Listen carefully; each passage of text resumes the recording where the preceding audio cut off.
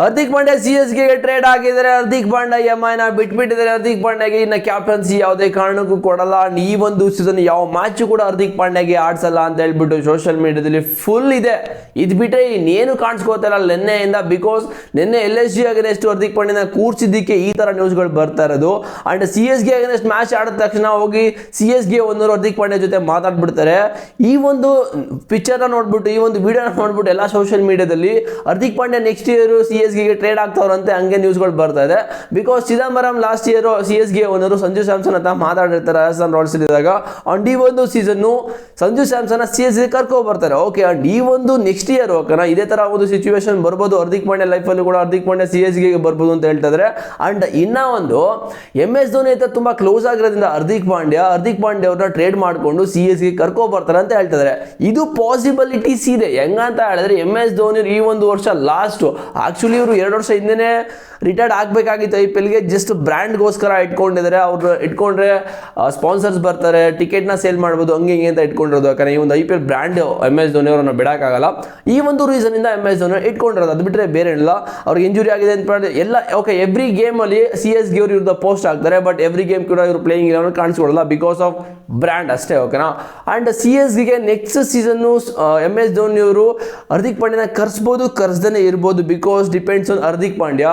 MI ಗೆ almost ಈ ಒಂದು ಸೀಸನ್ ಥ್ಯಾಂಕ್ ಯು ಅಂತ ಅನ್ನಿಸ್ತಾ ಇದೆ.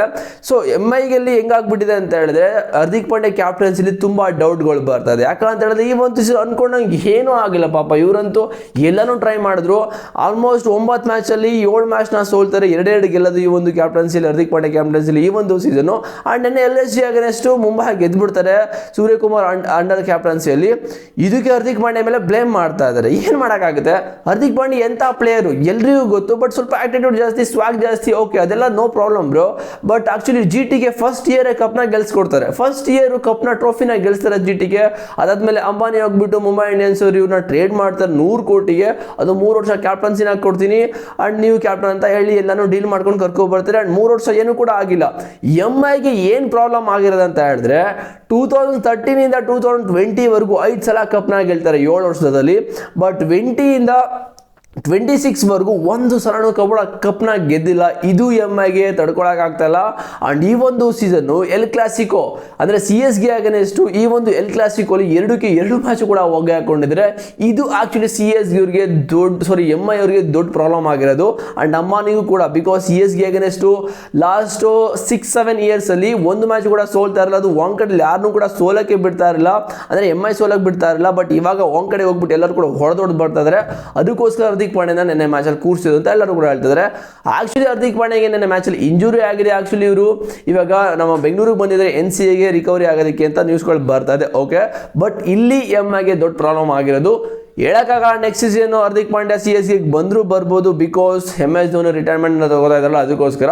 ಸೊ ಗೊತ್ತಿಲ್ಲ, ಏನು ಬೇಕಿರೋ ಆಗ್ಬೋದು. ಬಟ್ ಇಲ್ಲಿವರೆಗೂ ಯಾವ ಥರ ನ್ಯೂಸ್ಗಳೆಲ್ಲನೂ ಕೂಡ ನಂಬಕ್ಕೆ ಹೋಗಬೇಡಿ. ಹಾರ್ದಿಕ್ ಪಾಂಡ್ಯ CSK ಗೆ ಬಂದುಬಿಟ್ರು, ಹಾರ್ದಿಕ್ ಪಾಂಡ್ಯ ಕ್ಯಾಪ್ಟನ್ಸಿನ ಕೂರಿಸ್ಬಿಟ್ರು.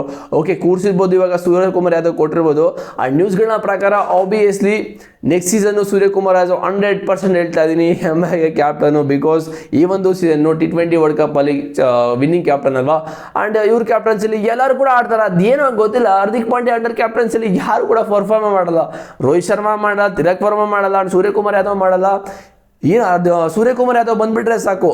ಲಾಸ್ಟ್ ಸೀಸನ್ ಕೂಡ ಸೇಮ್ ಇದೇ ಥರ ಆಗಿದ್ದು. But last season Hardik Pandya MI ಟೀಮ್ನ ಕರ್ಕೊಂಡು ಹೋಗ್ಬಿಟ್ಟು ಪ್ಲೇ ಆಫ್ ಕರ್ಕೊಂಡ್ಬಂದ್ರಿ. ಕ್ವಾಲಿಫೈರ್ ಆಡಿದ್ರು RCB ಎಗೇನೆಸ್ಟ್, ಅಲ್ಲಿ ಕೂಡ ಸೋತರು. ಬಟ್ GT ಗೆ ಫಸ್ಟ್ ಇಯರ್ ಕಪ್ ಗೆಲ್ಸ್ಕೊಟ್ಟಿದ್ದಾರೆ ಮಗ.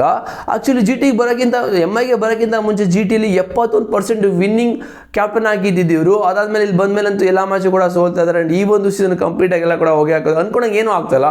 ಸೊ ಇದಕ್ಕೋಸ್ಕರ ಇವಾಗ ಹಾರ್ದಿಕ್ ಪಾಂಡ್ಯ ಅವ್ರಿಗೆ MI ಇಂದ ಆಚೆ ತೆಗಿಬೇಕು ಅಂತ ಯೋಚನೆ ಮಾಡ್ತಾವ್ರಂತೆ. ಗೊತ್ತಿಲ್ಲ ಏನಾಗುತ್ತೋ ಅಂತ. ಬಟ್ ಸುಮ್ಮನೆ ಎಲ್ಲರೂ ಫೇಕ್ ನ್ಯೂಸ್ ಕೂಡ ನೀವು ನಂಬೋಕೆ ಹೋಗಬೇಡಿ. ಆ್ಯಂಡ್ ನಿಮಗೇನಾದರೂ ರಿಯಲ್ ನ್ಯೂಸ್ ಬೇಕು ಅಂದರೆ ಡಿಸ್ಕ್ರಿಪ್ಷನಲ್ಲಿ ಟೆಲಿಗ್ರಾಮ್ ಲಿಂಕ್ ಇದೆ, ಹೋಗಿ ಜೋರ್ ಅಂದರೆ ನಿಮಗೆ ಇಲ್ಲಿ ಮೋರ್ ಅಪ್ಡೇಟ್ ಸಿಗ್ತಾ ಇರುತ್ತೆ. ಆ್ಯಂಡ್ ಫಾಲೋ ಮಾಡ್ಕೊಳ್ಳಿ, ಇದೇ ಥರ ಅಪ್ಡೇಟ್ಗಳನ್ನ ಕೊಡ್ತಾ ಇರ್ತೀನಿ. ಸೊ ನಿಮಗೇನು ಅನಿಸುತ್ತೆ ಕಾಮೆಂಟ್ ಮಾಡಿ.